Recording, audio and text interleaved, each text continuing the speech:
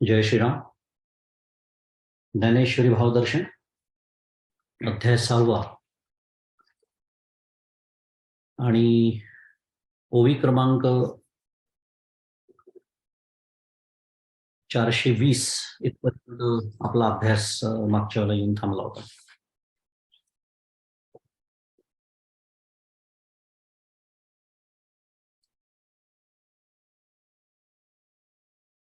साधारण श्लोक क्रमांक 33-34 आणि ओवी 411 इथपासून आपण अभ्यासाला मागच्याला सुरुवात केली होती. महत्वाचे मुद्दे पाहू पटकन उजळणीचा भाग म्हणून आणि आजच्या वाचनाकडे बोलूया.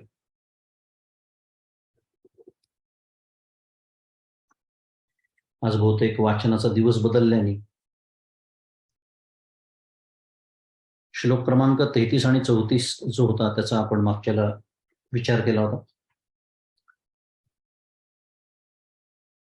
अर्जुनाने आपल्या सर्वांची, आपण ज्याला कैफियत म्हटलं होतं, आपल्या सर्वांची जी समस्या आहे, तसंही अर्जुन बऱ्याच वेळा आपल्या सर्वांचा प्रतिनिधी भगवद्गीतेमध्ये होतोच आणि अर्जुनाला निमित्त करूनच आपल्याला अनेक गोष्टी भगवंतांनी सांगितल्या.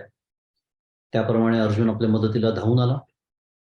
एवढं सगळं समदर्शनाचं, योग्याचं सगळं वर्णन केल्यानंतर अर्जुनाने भगवंतांना काय आपल्या भाषेत अगदी स्पष्ट सांगितलं की भगवंता, तू हे सगळं सगळं छान आहे, त्या बाबतीत काही वादच नाही, पण तो पण फार महत्वाचा आपल्या सर्व साधकांच्या दृष्टीने की चंचलम ही मनः कृष्ण प्रमाथी बलवत दृढम तस्याहम निग्रहम मन्ये वायुरिव सुदुष्करम. की श्रीकृष्ण मन फार चंचल आहे, ते प्रमाथी आहे, त्याचाही अर्थ आपण बघितला होता, ते बलवान आहे, हा सगळा विचार करून आपला झाला होता. आणि 33 आणि 34 हाच गट परमपूज्य काकांनी पण गीतादीपस्तंभामध्ये केलेला आहे. त्यामुळे मन आवरणं हे मोक्ष साधनेत त्याचं अपरंपार महत्व आहे आणि वासनाक्षय करणं हे मनोनिग्रहाचं खरं साधन आहे, असा विचार आपण त्याचा जेव्हा अभ्यास केला होता तेव्हा बघितला होता.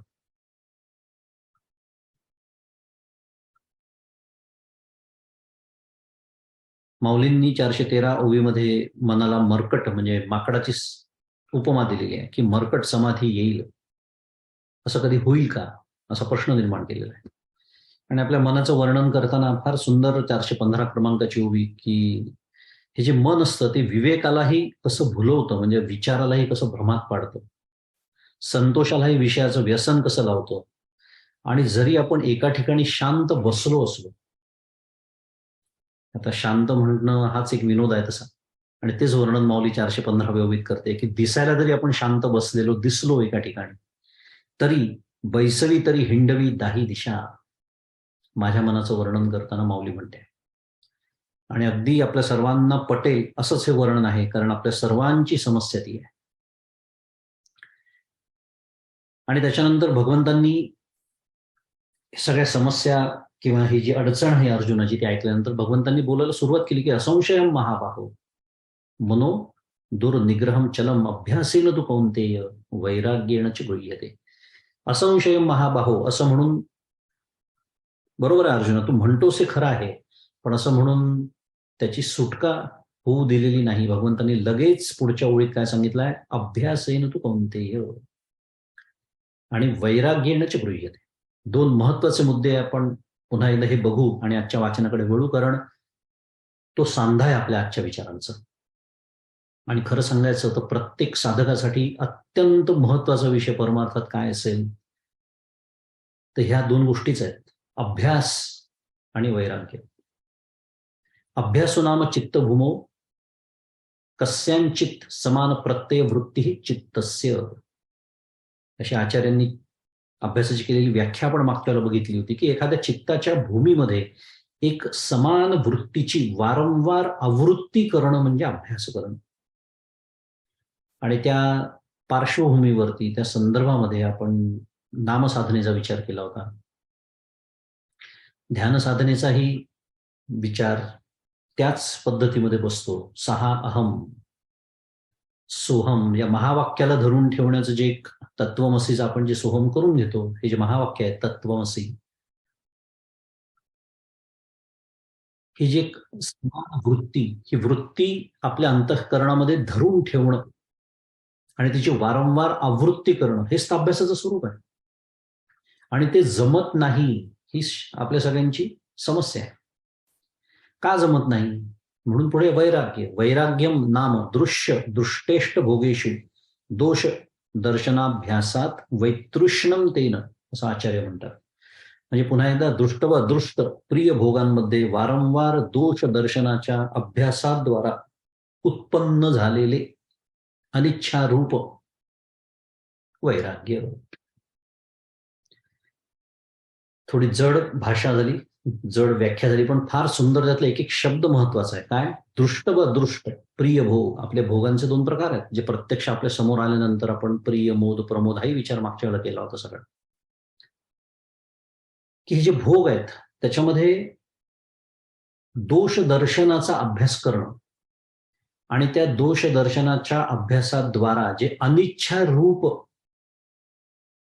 वैराग्य निर्माण होतं, त्याला वैराग्य म्हणतात. अनिच्छा जी एक निर्माण होते, अनिच्छा रूप एक अशी मनाची काय म्हणूया भूमिका निर्माण होते, त्याला वैराग्य म्हणतात. माऊली 419 क्रमांक 24 मध्ये माऊलींनी आपल्याला छान सांगितलं होतं की परी वैराग्याची आधारे जरी लाविले अभ्यासाची मोहरे, तरी केतुलिनी एकच सरे, केतुलिनी एके अवसरे स्थिरावे. एक क्षण येईल अर्जुना, असा एक क्षण येईल की जेव्हा हे मन स्थिर होऊ शकेल. पण केव्हा?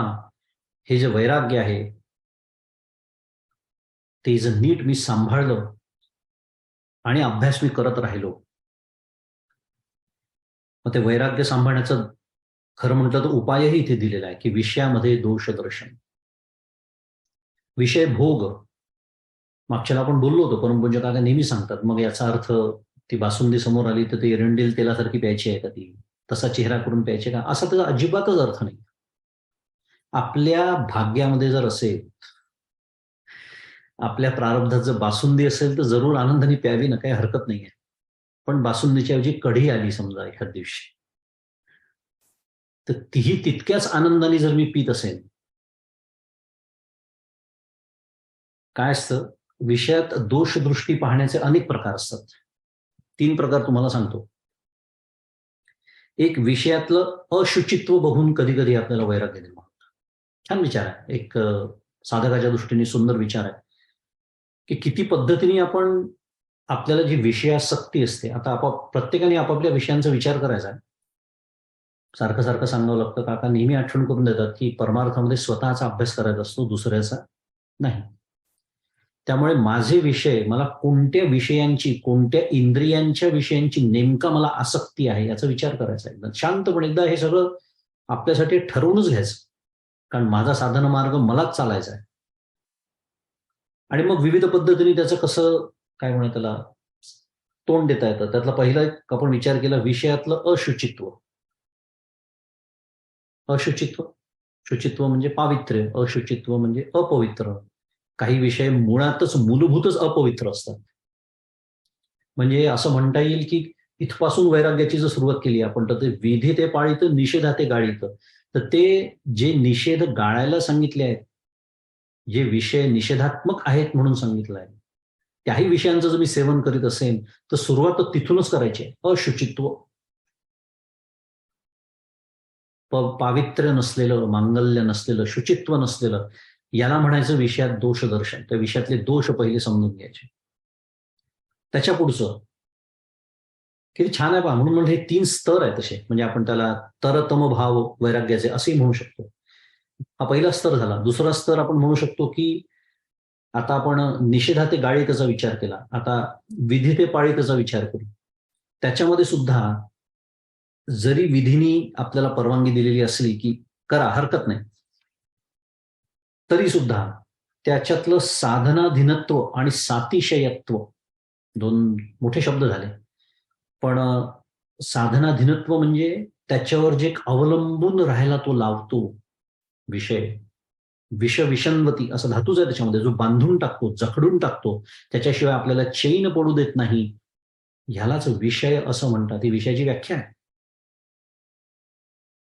मगाशीच उदाहरण घ्यायचं पुन्हा, जर बासुंदी माझा विषय झाला असेल तर कढी समोर आल्यानंतर त्या कढीपेक्षा जास्त मी गरम होत असेल, त्याचा अर्थ मला बासुंदी या विषयाने बांधून ठेवलेला आहे. बासुंदी एक विषय, उगीच बासुंदीबद्दल मला राग आहे वगैरे सगळे समजू नका. उदाहरण, हे जे आहे त्या विषयातलं साधनाधीनत्व आहे, म्हणजे ते मला अवलंबून ठेवायला लावतो. तो विषय असेल तर मी सुखी, नसेल तर दुःखी. हे झालं त्याच्यातलं साधनाधीनत्व. आणि दुसरं सातिशयत्व.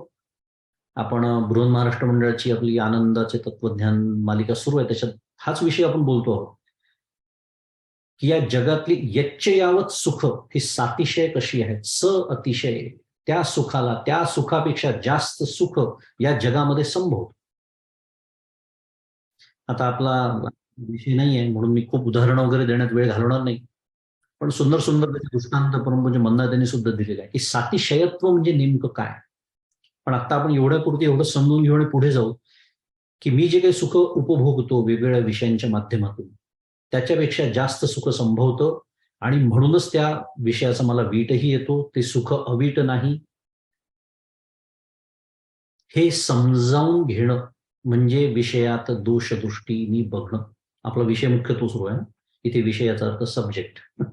विषय शब्द दोन पद्धतीने वापरला गेला एकाच वाक्यात म्हणून. सातिशयत्व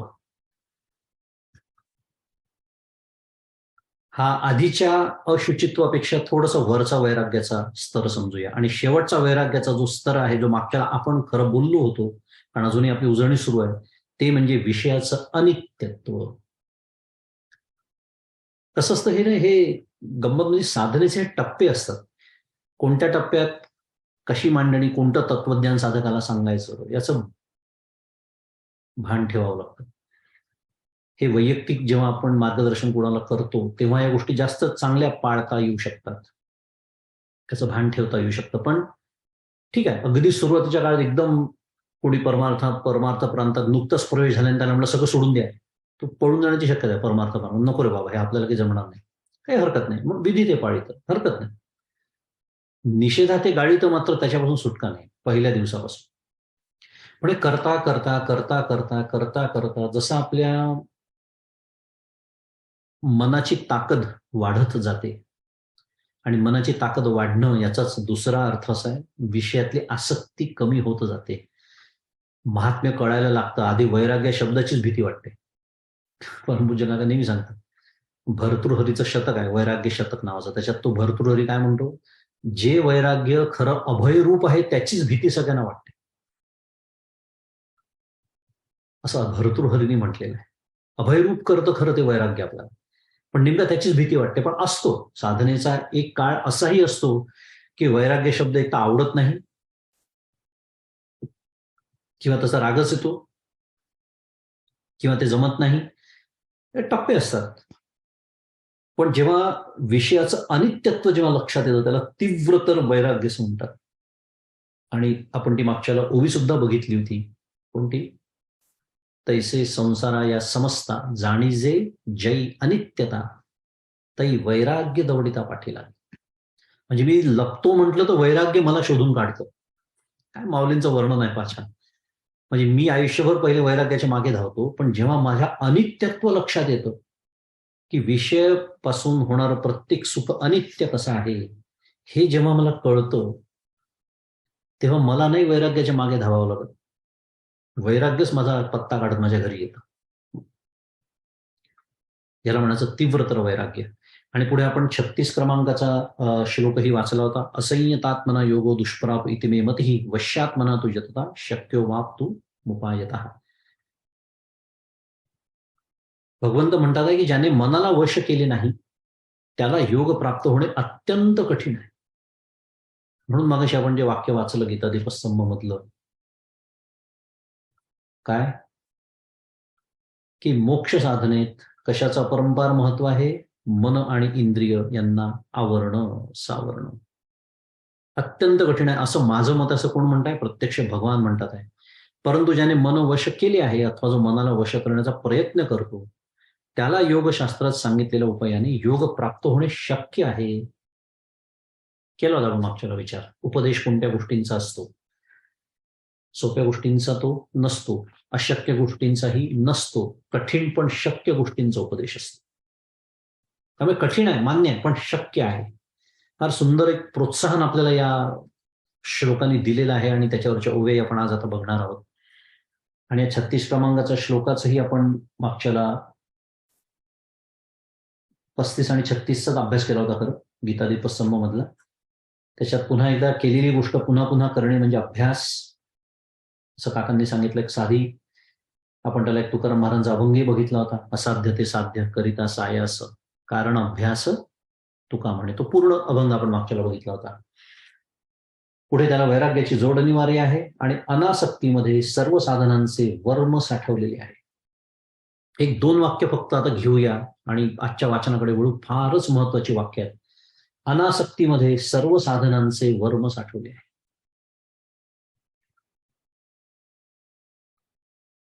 त्याची किती वेळ उजळणी केली ना तरी हरकत नाही, इतकी सुंदर वाक्य आहे. कारण सांगतो, आपापल्या परीने आपण परमार्थ करत असतो, बरोबर आहे. म्हणून तर आपण इथे ज्ञानेश्वरीच्या अभ्यासाला जमलेलो आहोत.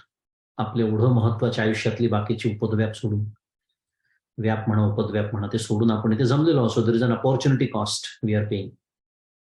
त्याचा अर्थ आपण परमार्थ नक्कीच करतो आहोत. पण त्या परमार्थाच्या नावाखाली मी जे जे काही करतो, ज्याला साधना असं म्हणतात, त्या साधनेमुळे जर माझी आसक्ती कमी होत नसेल, फार महत्वाचा मुद्दा आहे. मग ते भक्तीचं असू द्या साधन, ते ज्ञानाचं असू द्या, ते योगाचं असू द्या, कशाचंही असू द्या, माझी जर आसक्ती कमी होत नसेल तर काय आहे, परमपूज्य काकांच्या म्हणण्याप्रमाणे माझं साधनेचं वर्मच चुकलेलं आहे. मग मी कितीही कोट्यावधी अशी साधनं केली तरी चुकली या वर्म फेरा पडेल. तुकाराम महाराज, पुन्हा पुढच्या जन्मी मला या फेऱ्यात अडकावंच लागणार आहे. बरं, पुन्हा मनुष्य जन्म मिळेल का त्याची खात्री नाहीये. ते गृहीत धरून बोलतोय आपण म्हणून ठीक आहे. आता आजचा नेमका विषय तोच आहे आपला. पण हे लक्षात राहत नाही आणि परमार्थाच्या नावाखाली वाटेल ते सुरू असतं. पुन्हा सुरुवातीच्या काळातलं सोडून देऊ, पण नंतर नंतर तरी आपल्याला हे कळायला हवं की अरे 10 वर्षापूर्वी माझी जेवढी आसक्ती विषयांची होती जर तेवढीच आहे आणि मला असं वाटत असेल गेले 10 वर्ष झाले मी परमार्थ करतो आहे, फार मोठी चूक आहे. फार मोठी चूक आहे कुठेतरी. आणि पुढचंच वाक्य परमपूज्य काकांचं आहे की रजोगुणी माणूस अनासक्त व विरक्त होणे शक्य नाही. काय म्हणतात आहे? शक्य नाही, अशक्य, कठीण बिठीण नाही, शक्यच नाही. त्याचा अर्थ काय आहे? पुन्हा जर मी परमार्थाच्या नावाने जे काही करतो आहे त्यांनी जर माझा रजोगुण होत नसेल, आणि रजोगुण कमी होणं याचाच अर्थ सत्वगुण वाढणं असं आहे दुसऱ्या भाषेमध्ये. किती किती धोक्याचे आपल्याला समोर पाट्या लावून ठेवल्यात. म्हणून म्हणलं किती याचं महात्म्य सांगू. कारण जोपर्यंत मी ह्या पद्धतीने साधन चतुष्टय संपन्न होणार नाही तोपर्यंत मी कितीही मोठमोठ्या ग्रंथांचा अभ्यास केला, कितीही मोठमोठ्या ग्रंथांची नावं घेतली, पंचदशी असो, विचार असो, उपनिषद असो, मांडुक्य कारिका असो, मुद्दून मोठी मोठी नावं घेतली. जर मनाचे श्लोक वगैरे असं जे 15 रुपयात मिळतात पुस्तकं, त्यांची नावं नाही घेतली. कारण नेहमीच मी सांगतो त्याचं मूल्यमापन माझ्या बुद्धीने मी ते केलेलं असतं ना. काही उपयोग नाही. त्यामुळे रजोगुणी माणूस अनासक्त व विरक्त होणे शक्य नाही. वैराग्यापासून ज्ञान, उपासना, निष्काम कर्म इत्यादी कोणत्या साधनाला बळकटी येत नाही असंही काका पुढे म्हणतात. आणि म्हणून मी आत्मा आहे असा अनुभव घेण्यासाठी असंगत्व म्हणजे वैराग्य जपावीच लागते. म्हणजेच रजोगुण कमी करावाच लागतो, म्हणजेच अनासक्ती कमी वाढवावी लागते, म्हणजेच आसक्ती हळूहळू कमी करावीच लागते. याच्यापासून सुटका नाही. योग मार्गाने आले त्याला यमनियम म्हणतात, ज्ञानाच्या मार्गाने आले त्याला विवेक वैराग्य समाधी षटक म्हणतात, भक्तीच्या मार्गाने आले त्याला शरणागती म्हणतात. नावं काहीही द्या, हे जोपर्यंत मी करणार नाही आणि हे जोपर्यंत शुद्ध मराठीमध्ये मी सिरियसली घेणार नाही तोपर्यंत माझ्या परमार्थाची प्रगती होणं शक्य नाही.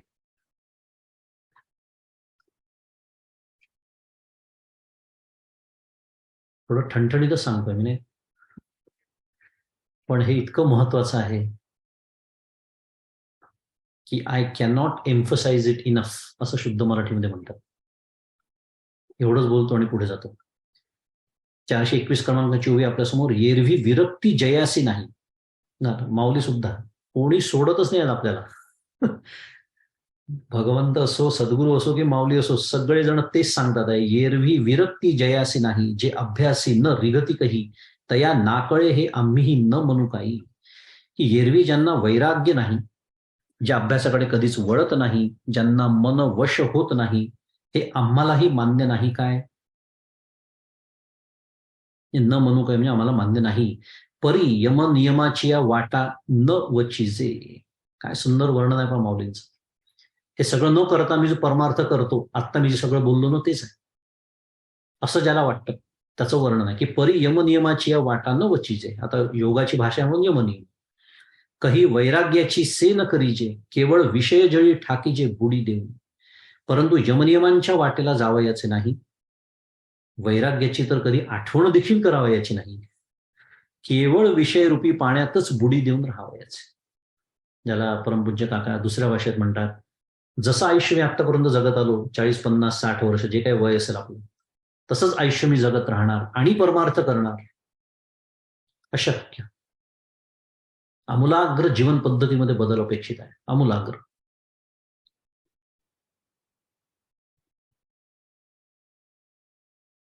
यया जालिया मानसा कही, युक्तीची कांबी लागली नाही, तरी निश्चळ होईल काही कैसेनी सांगली. अशा या विषयासक्त झालेल्या मनाला जन्मल्यापासून कधीही निग्रहाची जर काठी लागलीच नाही, तर मग ते मन निश्चल कसे व का होईल हे तूच सांग. काठी लागली नाही असं म्हटलेलं आहे. म्हणजे काय, काठी केव्हा घेतो आपण हातामध्ये आणि कोणासाठी घेतो आणि कशासाठी घेतो, आपल्या सगळ्यांना चांगलं माहिती आहे, बोलण्याची काहीच गरज नाही. याचा अर्थ काय आहे, निग्रहाची एक काठी घ्यावी लागतेच. त्याच्याशिवाय हे मन नावाचं, माऊलींचे शब्द, माकड मरकट ऐकणार नाही. अत्यंत महत्वाचा विषय. मन निश्चल होईल कसं.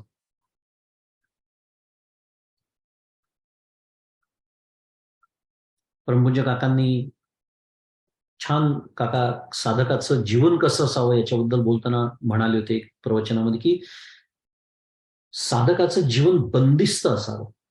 हा छान शब्द आहे काकांचा तो, बंदिस्त. आचार्यांचं एक छोटस एक प्रकरण ग्रंथ म्हणूया, एक ग्रंथ आहे, त्याच्यामध्ये एक सुंदर उपमा दिलेली आहे, की जसं एखादा पिंजरा असतो आणि त्या म्हणजे त्याला गज असतात लोखंडाचे, आणि त्या पिंजऱ्यामध्ये एखाद्या वाघाला समजा कोंडलं, तर तो वाघ किती अस्वस्थ होतो आपण पाहिलेला आहे. डरकाळ्या फोडतो, येरझारा घालतो इकडून तिकडे त्या पिंजऱ्यामध्ये, उड्या मारतो, सगळं काही करतो. पण शेवटी एक वेळ अशी येते की तो थकून शांतपणे बसतो त्या पिंजऱ्यामध्ये, मान्य करतो की हो, या पिंजऱ्यातून आता माझी सुटका नाही. तसं या मनाला जर वैराग्याच्या पिंजऱ्यामध्ये अडकवली, विषय तो सुरू होता. ते पहिले करणार आहेच थैथयाट, ज्याला म्हणतो आपण, छान शब्द आहे थैथयाट. ते थैथयाट करणारच आहे, कारण इतके वर्ष तुम्ही त्याला इतकं मोकाट सोडलं होतं आणि अचानक त्याला पिंजऱ्यात बंद करणार. प्राणी सुद्धा थैथयाट करतो, म्हणजे आपलं मन आहे मनुष्याचं. पण ते सुद्धा जेव्हा हळूहळू हळूहळू त्याच्या लक्षात येतं, ते शांत होतं. आणि त्याच्यासाठी साधकाचं जीवन बंदिस्त असलं पाहिजे, असं परमपूज्य काका सांगतात या प्रवचनामध्ये. बंदिस्ती म्हणजे काय, ते का छान एक लय असावी आपल्या दिवसभराच्या वागण्याला, बोलण्याला, आपण आयुष्य कसं घालवतो.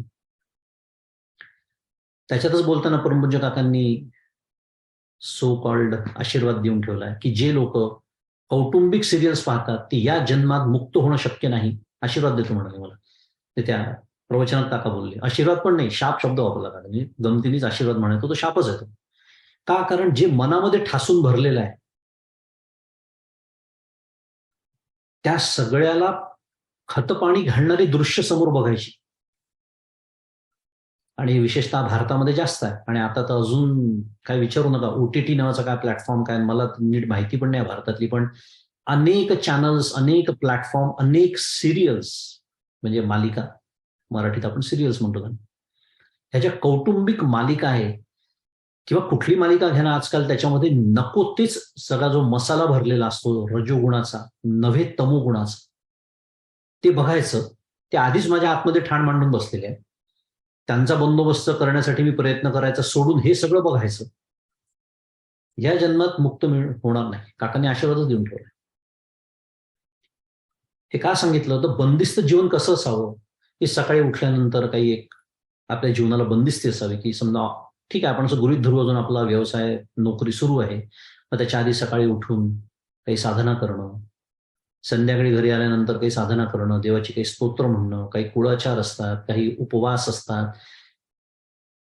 हे सगळं आपल्या पूर्वसुरींनी जे आपल्याला बसवून दिलेलं आहे ना, त्याच्यामागे हा उद्देश आहे की एक बंदिस्ती, एक चौकट प्राप्त होते साधकाच्या आयुष्याला. आणि जी मी मान्य करत नाही, कारण माझा रजोगुण ते मान्य करत नाही. आजकाल कोणालाच ती आवडत नाही. का? त्याचं कारणच ते आतला रजोगुण ते मान्यच नाही करत, कारण आतमध्ये ते असतं सगळं. आणि ज्यांना परमार्थ करायचा नाहीये त्यांनी काय करावं हा आपल्या चिंतनाचा विषय आहे, नेहमीच आपला तो मुद्दा आहे. पण ज्यांना परमार्थ खरंच प्रामाणिकपणे करायचा आहे त्यांच्याबद्दल आपण बोलतो, की त्यांनी आपल्या जीवनाला एक बंदिस्ती आखून घेतलीच पाहिजे. त्याला म्हणायचं निग्रहाची काठी, कारण ह्या सगळ्याला वेळ लागतो. एका रात्रीत होणाऱ्या या गोष्टी नाहीत, हळूहळू, ढाळे ढाळे, मग केतुलेनी एके वेळ. पण कधीतरी तर सुरुवात करायला हवी. म्हणून मनाचा निग्रह होये ऐसा उपाय जो आहे, तो आरंभी मग नोहे कैसा पाहू. म्हणून मनाचा निग्रह ज्या योगाने होतो असा जो उपाय आहे त्याचा तू आरंभ कर. मग त्या मनाचा निग्रह कसा होत नाही ते पाहू. शुद्ध मराठीत काय दिलाय? चॅलेंज दिलेला आहे. चॅलेंज मराठीमध्ये आपण त्याला चॅलेंज म्हणतो, आव्हान. काय सुंदर, मी सांगतो, या पानावरच्या ज्या ओव्या आहेत सगळ्या, या पृष्ठावरच्या याच्या सगळ्या ओव्या इतक्या सुंदर उत्तम प्रेरणा देतात आपल्या सगळ्यांना साधक म्हणून. अभ्यासाची प्रेरणा देतात ज्ञानेश्वर महाराज साधकाला, की अरे हे होऊ शकतं बरं, असं समजू नका की हे खूप कठीण आहे, खूप दूर कुठेतरी आहे. कठीण असेल मान्य, पण हे होऊ शकतं, की तू निग्रहाचा तू आरंभ तर कर ज्या योगाने. मग त्याचा निग्रह होतो की नाही पहा. तरी योग साधन जितुके ते अवघीची काय लटिके, परी आपण पया अभ्यासून ठाके हेची म्हणे. की मनाचा निग्रह करणे पूर्णतया अशक्यच असेल तर यमनियमापासून समाधीपर्यंत जेवढी योग साधने शास्त्राने सांगितली आहेत ती सारी खोटी आहेत काय? परंतु आपल्याला अभ्यास झेपत नाही हेच म्हण अर्जुनाला सांगतायत, म्हणजे अर्जुनाच्या माध्यमातून आपल्याला सांगतायत. मागच्या वेळेला आपण एकदा बोललो होतो की मला जर साधन कठीण वाटत असेल त्याचा अर्थ स्पष्ट आहे, साधन कठीण नाही आहे, माझा अधिकार तेवढा नाही. माझा अधिकार मी वाढवणं अपेक्षित आहे. आणि हेच इथे दुसऱ्या भाषेत सांगतायत की आपल्याला अभ्यास झेपत नाही असं तू म्हण. मनाचा निग्रह करणं अशक्य आहे असं नाही आहे अर्जुना. कठीण असेल, पुन्हा सारखं तेच पाहतोय आपण, कठीण असेल, अशक्य नाही.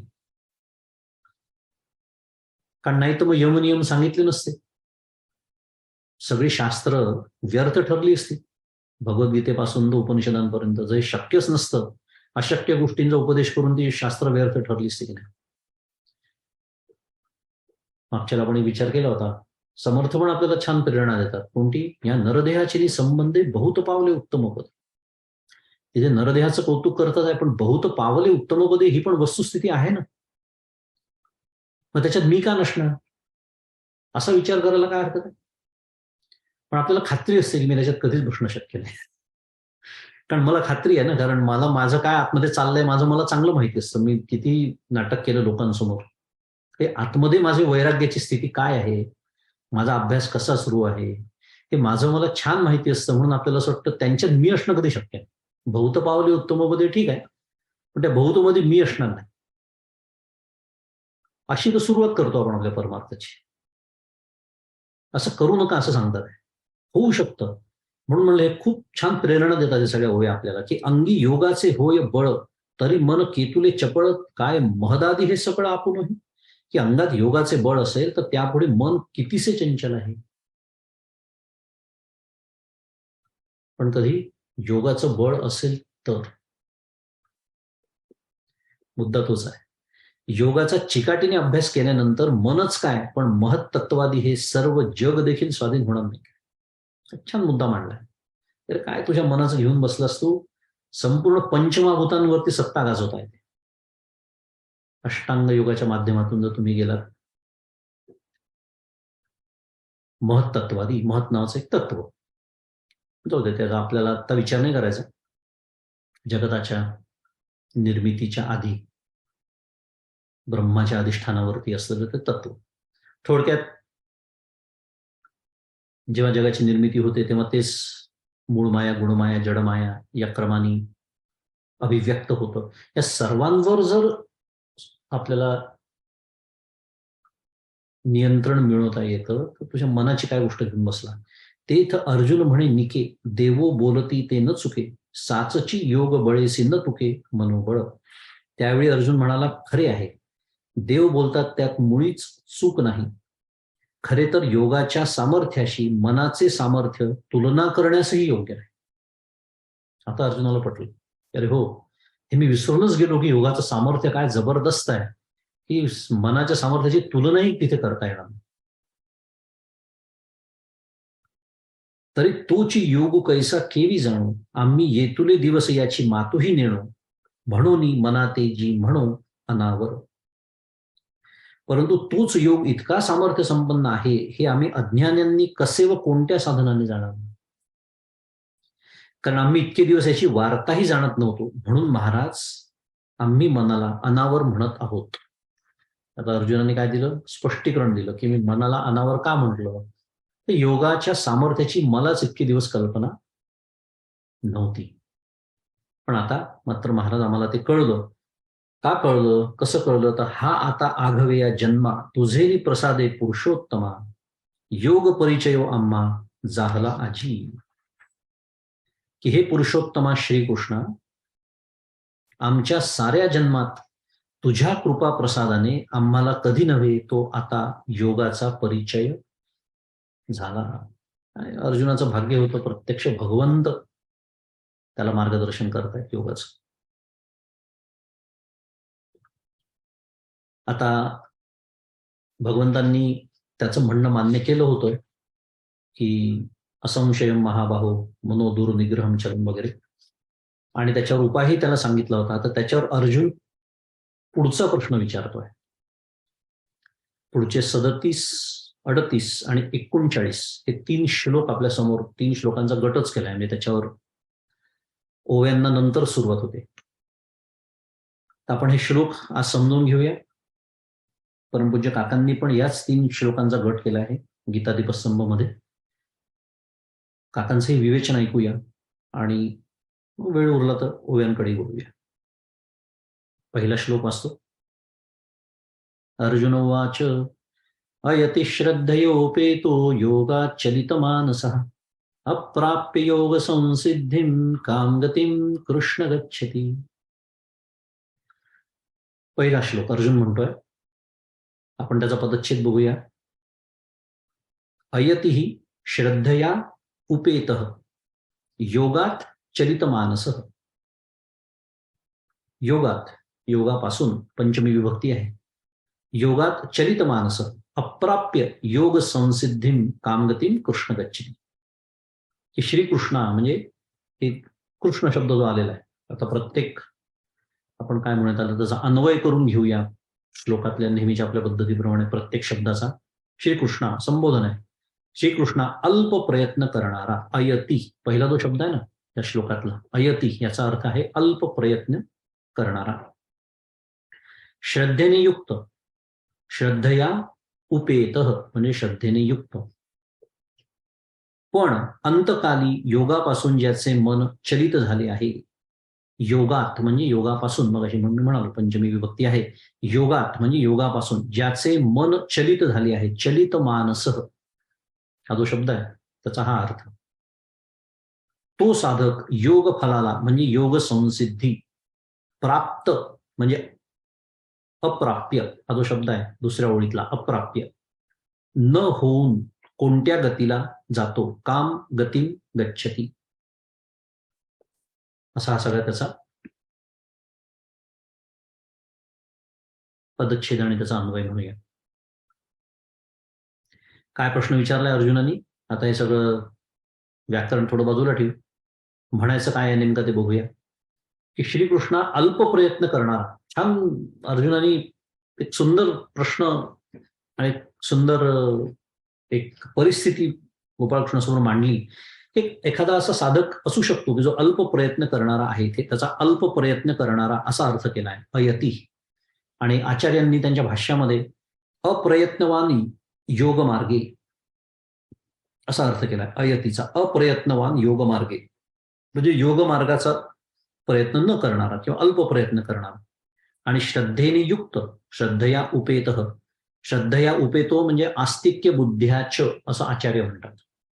म्हणजे श्रद्धा असलेला, आस्तिक्य बुद्धी असलेला असा एखादा असतो, पण अंतकाली योगापासून त्याचं मन मात्र चलित झालं, तर मग तो साधक योग फलाला प्राप्त न होऊन कोणत्या गतीला जातो. आता एक कल्पना करू शकतो आपण असं कधी विचारच करत नाही. भगवद्गीता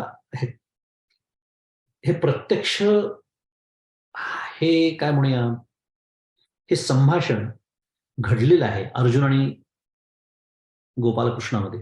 आपल्याला माहिती आहे सगळ्यांना भगवद्गीतेची पार्श्वभूमी. आता कल्पना करा, हे सगळं योगाचं सगळं तत्वज्ञान ऐकल्यानंतर अर्जुनने एक तक्रार करून पाहिली की माझं मन असं आहे तसं आहे, त्याचा सगळा तो समाचार भगवंतांनी घेतला. आता पहा किती छान प्रश्न अर्जुनाच्या मनात आलाय. म्हणजे पुन्हा शुद्ध मराठीत सांगायचं झालं तर put your self in his shoes, की त्याच्या मनात आलं की हा त्यांनी कसा विचार केला असेल पहा. म्हणजे ह्या श्लोकांचं एक छान संगती लागते आपल्याला. पण इथे नाहीये हे सगळं, पण आपण कल्पना करू शकतो की अर्जुनाने त्याची कैफियत मांडली. मन चंचल आहे, मला ते जमणार नाही, सगळं सगळं करून झालं. भगवंतांनी त्याच्यावर अभ्यासन तू कौंतेय वैराग्याचे गृह्यतेवर सगळं सांगितलं त्याला. पण त्याच्या मनात असा प्रश्न आला असणार की अरे हो ठीक आहे, पटलं मला, पण मी करायला सुरुवात केली समजा, पण हे माझं काम पूर्ण व्हायच्या आत आलं असेल पुढचं लक्षात, तर माझं काय होईल असं न विचारता अशा एखाद्या साधकाचं काय होईल असा हुशारीने अर्जुनाने तो प्रश्न विचारलेला. म्हणजे थोडक्यात शुद्ध मराठीमध्ये प्लॅन बी. काय विचारतोय अर्जुन गोपालकृष्णाला? प्लॅन बी काय आहे? प्लॅन ए तर कळला आता, ठीक आहे, मला जर योग साधला तर काही प्रश्नच नाही. व्हॉट इज अ प्लॅन बी? पुढची व्यवस्था काय? हे जे पुढचे 3 श्लोक आहेत ना, 37, 38, 49, हे अगदी ह्याच पद्धतीचे आहेत. पुढचा वाचतो श्लोक. कंचिन्नो भय विभ्रष्टश्चिन्ना भ्रमिव नश्यति, अप्रतिष्ठो महाबाहो विमूढो ब्रह्मण पथी. त्याचा पदच्छेद आहे कंचित न उभय विभ्रष्ट, छिन्ना भ्रम इव नश्यति, अप्रतिष्ठो महाबाहो विमूढो ब्रह्मण पथी. आता अर्थ पाहता पाहता आपण त्याचा अन्वय पण लावून घेऊया की हे महाबाहो, हे सगळं संबोधनार्थ असतं. महाबाहो म्हटलेलं आहे.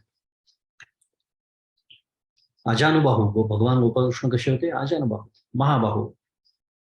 हे महाबाहू श्रीकृष्णा, ब्रह्मप्राप्तीच्या, ब्रह्मण पथी हा जो शेवटचा, आता शेवटाकडून सुरुवात केली आहे थोडंसं अन्वय लावताना.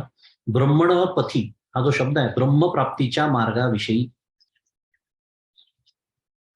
अत्यंत मूढ म्हणजे विमूढ हा जो शब्द आहे ना, विमूढो ब्रह्मण पथी, अत्यंत मूढ, पहिली गोष्ट. दुसरं, आणि देवयान पितृयान मार्गाला कारणीभूत अशा उपासना आणि कर्म या दोन्ही साधनांचा ज्याला आधार राहिला नाही.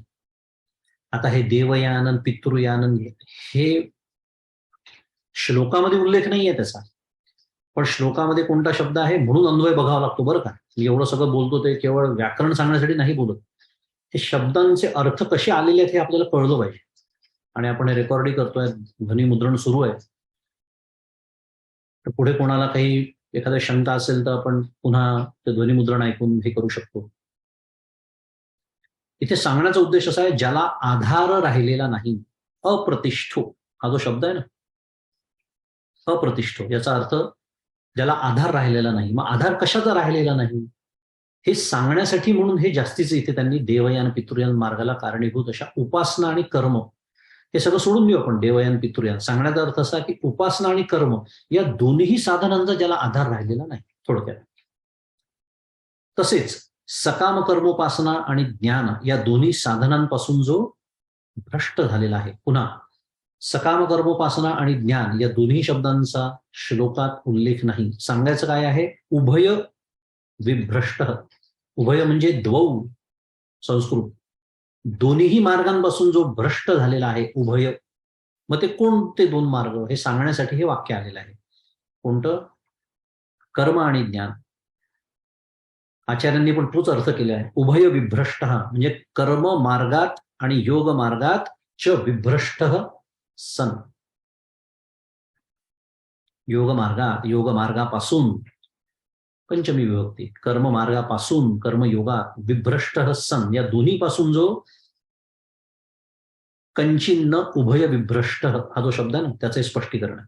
त्या दोन्ही साधनांपासून जो भ्रष्ट झालेला आहे त्याला आता पुढे म्हणतात स्वर्गा व पर्ग न मिळाल्यामुळे तो छिन्न भिन्न म्हणजे छिन्न या श्लोकातला शब्द छिन्न भिन्न झालेल्या ढगाप्रमाणे म्हणजे अभ्रम हा जो शब्द आहे ना शेवटचा छिन्ना भ्रम इव असा आपण पदच्छेद केला होता. त्याच्यामध्ये छिन्न म्हणजे छिन्न भिन्न झालेला, अभ्रम म्हणजे ढग. त्यामुळे छिन्न भिन्न झालेल्या ढगाप्रमाणे नष्ट तर होत नाही ना म्हणजे नश्यती कच्चित न किंवा नष्ट होतो का होत नाही असाही अर्थ त्याचा होऊ शकतो. प्रश्नच विचारलेला आहे थोडक्यात. नष्ट तर होत नाही ना असाही अर्थ करू शकतो आपण किंवा नष्ट होतो का होत नाही दोन्हीचा अर्थ एकच आहे. पुन्हा एकदा हे सगळं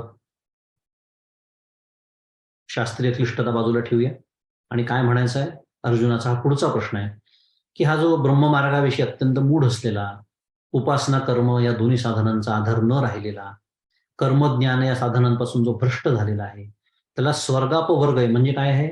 इहलोकातलीही सुख गेली आणि पारलौकिक सुखही गेलं.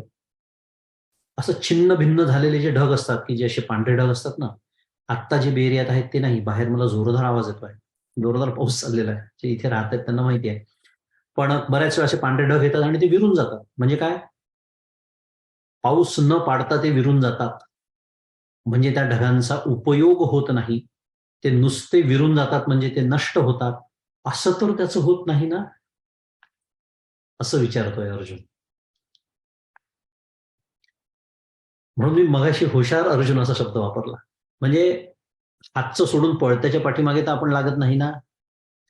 हे पण सुख गेलं प्रपंचाचं विरक्तीच्या नावाखाली आणि तेही मिळालं नाही आत्मसुख, ज्याच्यासाठी तुम्ही आम्हाला वैराग्याचं एवढं सगळं महात्म्य समजावून सांगता आहात थोडक्यामध्ये.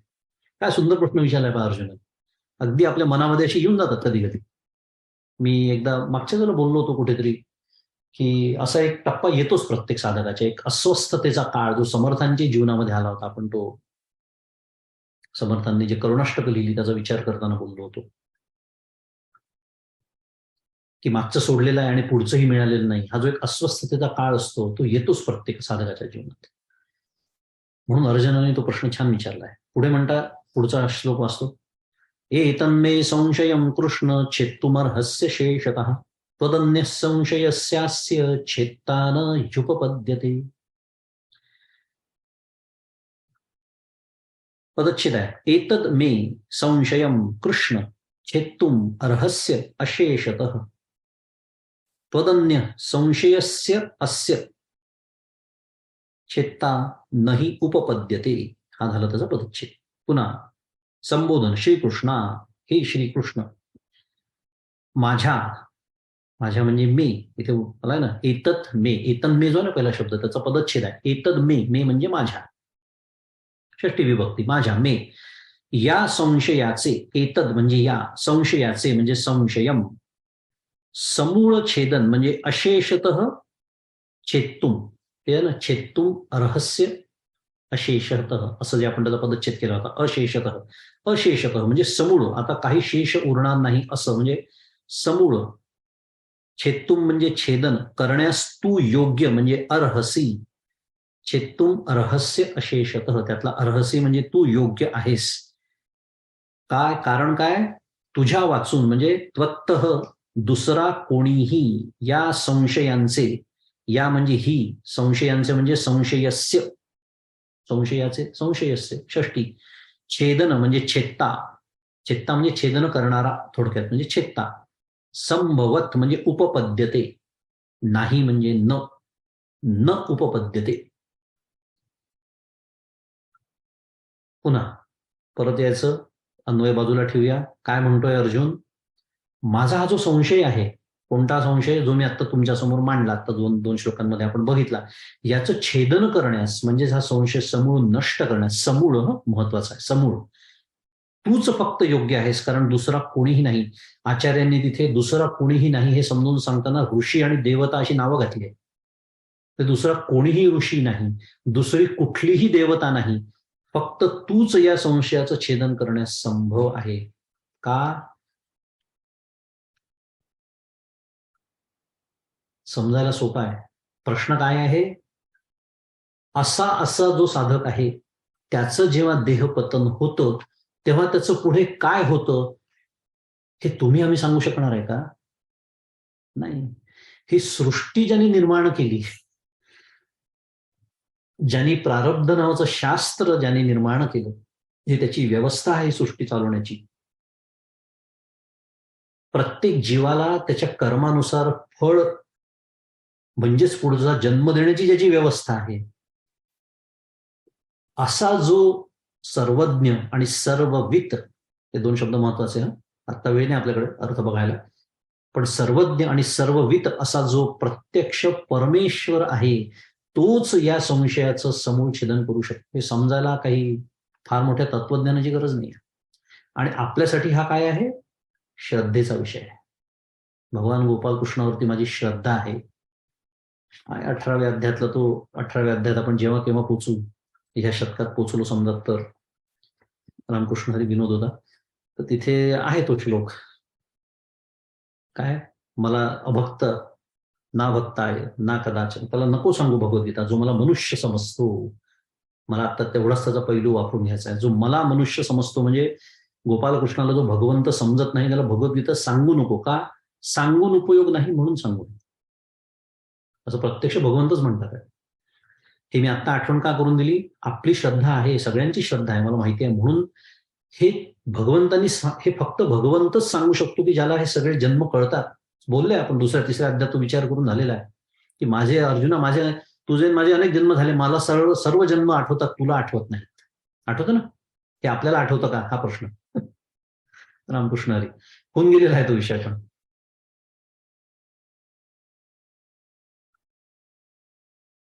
परमपूज्य काकांनी सुद्धा या दोन श्लोकांचे, या चुकलं 3 श्लोकांचा हा गट केलाय, 37, 38, 39 जो आपण आता वाचला. तर त्याचा अर्थ बघूया आणि त्याच्यावरचं काकांचं विवेचन बघूया. छोटसच आहे ना. काका म्हणतात की हे कृष्णा, कोणा श्रद्धावंताचेही प्रयत्न कमी पडल्याने योग सिद्धीला जाण्याचे आधी जर त्याने साधना अर्धवट सोडली तर त्याला कोणती गती मिळते? पुन्हा वेगळ्या पद्धतीने तोच अर्थ आपल्यासमोर येतोय. ब्रह्मज्ञानाच्या मार्गावर मोहामुळे जर तो योगारूढ राहिला नाही तर प्रपंच व परमार्थ या दोन्हींना मुकलेला तो पाऊस न पाडता फुटणाऱ्या ढगाप्रमाणे नष्ट तर होत नाही ना. ही माझी शंका तू पूर्णपणे फेडावीस, कारण ह्या शंकेचे उत्तर तुझ्या वाचून कोणीच देऊ शकणार नाही. आता आपण तोच अर्थ अन्वयाच्या माध्यमातून, अन्वयार्थ ज्याला म्हणता येईल, समजावून घेतला. आता त्याच्यावरचं एका परिच्छेदाचं विवेचन आहे काकांचं की ही अर्जुनाची शंका प्रातिनिधिक आहे. सर्व प्रकारच्या साधना करणाऱ्यांना हा प्रश्न पडतो. परिपूर्ण श्रद्धा असूनही वैराग्य व प्रयत्न कमी पडणे शक्य आहे, हे येथे स्वीकारले आहे. सुंदर वाक्य आहे काकांच्या विवेचनात आलेलं. बऱ्याचशा साधकांचं हे वर्णन होऊ शकतं की परिपूर्ण श्रद्धा आहे पण वैराग्य आणि प्रयत्न दोन्ही कमी पडणं शक्य आहे आयुष्यामध्ये, स्वीकारलेलं आहे. आता ह्या प्रश्नाचे उत्तर अत्यंत गूढ आणि म्हणून ते स्वीकारणे हे श्रद्धेवर अवलंबून आहे. ईश्वरी सृष्टीची रचना, त्याचे जीव सृष्टीवर असलेले नियंत्रण व व्यवस्था ह्यांचे मानवी बुद्धीला आकलन होणे कदापि शक्य नाही. ते फक्त तो सर्वज्ञ ईश्वर आणि ईश्वरी अवतारानेच ते सांगितले पाहिजे. काय सुंदर वाक्य बघा त्यांचं. हे कोण सांगणार शेवटी मग आपल्याला? ज्याची व्यवस्था आहे त्यांनीच सांगायला पाहिजे ना, कारण आपल्या तर बुद्धीच्या पलीकडचं आहे ते. त्यामुळे ईश्वरी अवतारानेच ते सांगितले पाहिजे व मानवाने ते श्रद्धेने स्वीकारले पाहिजे. सुंदर वाक्य आहे. साधी गोष्ट आहे. ज्या श्रीकृष्णाने सांदीपनी ऋषींचा पुत्र म्हणजे गुरुपुत्र मृत्यूनंतर किती, मला वाटतं 12 वर्षांनी जवळपास आणून दिलेला आहे गुरुदक्षिणा म्हणून, त्यांच्या पत्नीने ती मागणी केली होती, किंवा पुढे 11व्या अध्यायात विश्वरूप दर्शन अर्जुनाला जे दाखवलेलं आहे. म्हणजे मुद्दा मी हा तुम्हाला सांगतोय की हे कुठल्याही ना ऋषीना ना देवतेला शक्य झालेलं आहे. आचार्यांचे शब्द वापरून घेतोय, माझे शब्द नाही. माझं काहीच नाहीये, हे बोलण्याची पण गरज नव्हती, कारण माझं काहीच नाहीये. त्यामुळे ज्यांनी हे जग निर्माण केलं, जो हे जग सांभाळतोय, उत्पत्ती स्थिती आणि लय, आपण मागच्याला बोललो होतो भगवंताची जी 5 कामं, प्रवेश आणि प्रशासन, प्रबोधन सोडून देऊ सद्गुरूंचं एक रूप ईश्वराचं, पण जी 5 कार्य जो करतो तोच आपल्याला हे याचं हे गूढ, काकांनी जो शब्द वापरला, हे गूढ रहस्य आपल्याला समजावून सांगू शकतो. आणि मनुष्य म्हणून आपण फक्त काय म्हणूया, श्रद्धेने ते स्वीकारणं ह्याच्या पलीकडे आपल्या हातात नाही. कारण असं कुठल्याही प्रयोगशाळेत, शुद्ध मराठीत आपण त्याला लॅबोरेटरी असं म्हणतो, सिद्ध झालेलं नाही की हा हे कर्म केलं म्हणून तुम्ही हे फळ तुम्हाला मिळालं. त्याची यादी दिलेली आहे की कोणतं कर्म केलं की कोणतं फळ मिळतं, विषय तो नाही. आपण हे कर्म मी केलं कशावरून, म्हणजेच मी हे मागच्या जन्मी केलेलं आहे, हा श्रद्धेचा विषय आहे, हा आमच्या श्रद्धेचा विषय आहे. आणि भगवंत सांगतात आहेत प्रत्यक्ष म्हणून, आणि संत सांगतात आहेत म्हणून, आणि सद्गुरू सांगतात आहेत म्हणून, याला श्रद्धा असं म्हणतात. ह्याच एक 2-3 फक्त श्रद्धेच्या जागा आहेत परमार्थामध्ये.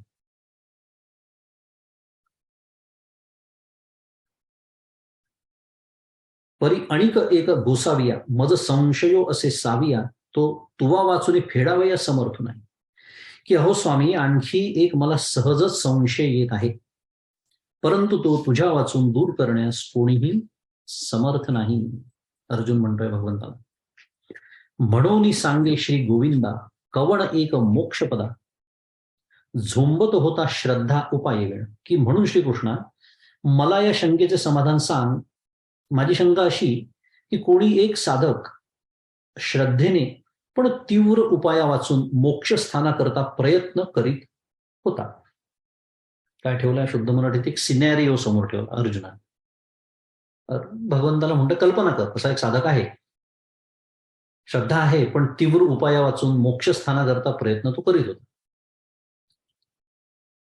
या ओव्या आपल्याला खूप जवळच्या वाटतात, आपलं वर्णन करणारे वाटतात. पण आपल्याला माहित असतं की हो श्रद्धा आहे, हो नाही, हो सगळं पट्टा आहे, हो भगवंतावर श्रद्धा आहे, हो ज्ञानेश्वर, हो सगळं मान्य. पण तीव्र उपाय पण म्हणजे तीव्र मुमुक्षत्व पण नाही आहे माझ्याजवळ, हेही मान्य. असे आहे मुमुक्षत्व पण मंद आहे, कदाचित मध्यम असेल, पण तीव्र नक्की नाही.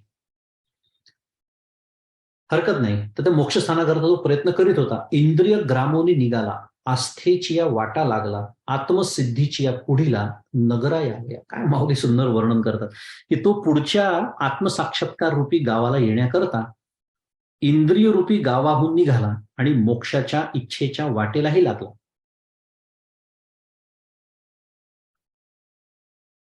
मी थांबलो याच्यासाठी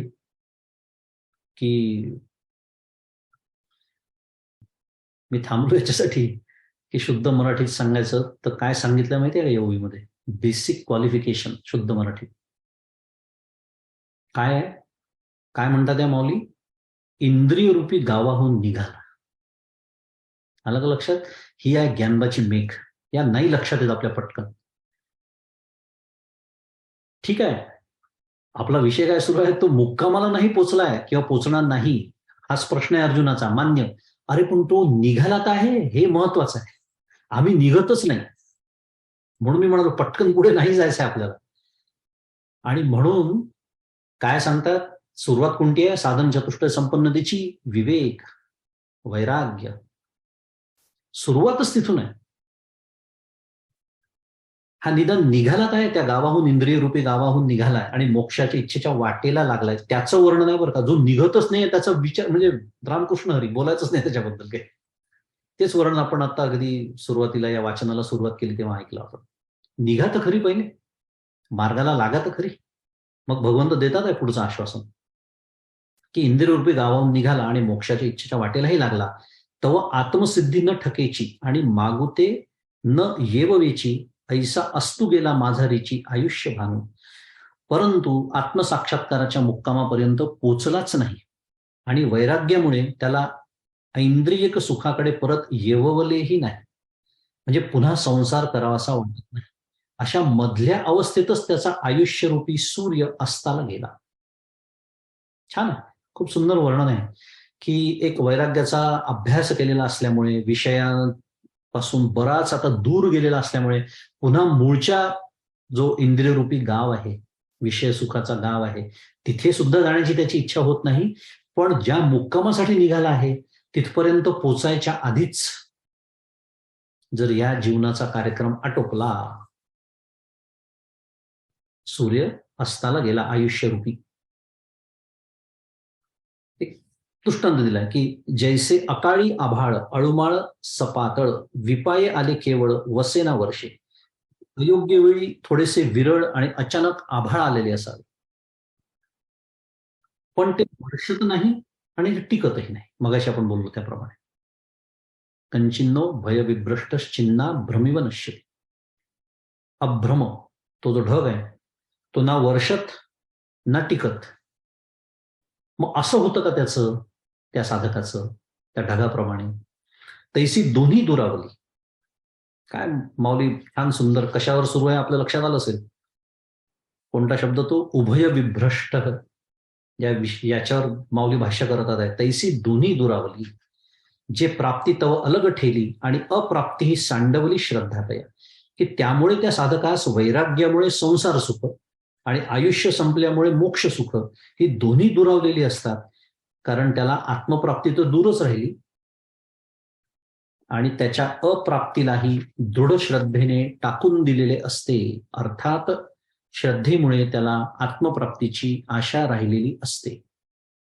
श्रद्धा आहे, इंद्रियरूपी गाव सोडलेला आहे, मोक्षाच्या गावाचा रस्ता चालतो आहे, पण मध्ये आटोपला, कार्यक्रम आटोपला. तर काय होतं त्याचं? शेवटची ओवी बघूया आणि थांबूया. ऐसा बोलाला अंतरला काजी, जो श्रद्धेच्या समाजी बुडाला तया होजी कवणगती. याप्रमाणे जो आत्मप्राप्तीच्या कार्याविषयी बोलाला म्हणजे जामीनाला अंतरला आहे, भविष्य काळात आपले इष्टकार्य होईलच याविषयी ज्याला जामीन कोणी राहिला नाही, जामीन कोणी राहिला नाही म्हणजे खात्री देणारा कोणी राहिला नाही, जो केवळ श्रद्धेच्याच समुदायात बुडाला आहे, त्यामुळे त्याला भविष्य काळात आपल्याला आत्मप्राप्ती होईल अशी भोळी आशा तेवढी उरली आहे. महाराज, त्याला कोणती हो गती मिळते? आता इथे थोडंसं पाठभेदाबद्दल स्पष्टीकरण दिलं आहे कंसामध्ये की या ओवीत दोहोला आणि बोलाला असे दोन पाठ आहेत. त्यांपैकी दोहोला असा शब्द जर घेतला, ऐसा दोहोला अंतरला काजी, असा जर ही ओवी वाचली आपण, तर त्यांचं म्हणणं असं आहे की हा पाठ तैसी दोन्ही दुरावली, म्हणजे आधीची जी ओवी आहे 435 क्रमांकाची, त्याची सुरुवात आहे तैसी दोन्ही दुरावली. या वाक्याने गतार्थ आहे. म्हणजे काय? दोन्ही दुरावली हा अर्थ एकदा बघून झालेला आहे. म्हणून परमपूज्य शंकर महाराज खंदारकर ज्यांचं हे भाष्य आपण वाचतो आहोत, त्यांनी इथे दोहोला याच्याऐवजी बोलाला हा पाठ स्वीकारलेला आहे. म्हणून बोलाला हा पाठ सरस आहे असं त्यांचं म्हणणं आहे. हरकत नाही, दोहोला म्हणा बोलाला म्हणा, अर्थ तोच आहे की असं ज्याचं होतं की जो निघालाय, मी जसं म्हणालो पुन्हा या गावाहून त्या गावाला जायला श्रद्धेने निघालेला आहे, करतोय साधन, पण नाही अजून मुक्काम गाठला गेला. त्याचं काय होतं हे भगवान आपल्याला पुढच्या शुक्रवारी सांगणार आहेत. कारण आपली वेळ झालेली आहे आणि आपल्या 436 क्रमांकाच्या ओळीपर्यंत आपण येऊन थांबलेलो आहोत. आजच्या वाचनाला इथे विराम देऊया आणि पुढच्या शुक्रवारी बदललेल्या वेळेनुसार मी जसं कळवलंय गटात पुन्हा स्मरण करून देईनच, त्यावेळेला पुढच्या शुक्रवारी भेटूया. श्री ज्ञानेश्वर महाराज की जय. गोपाल कृष्ण भगवान की जय.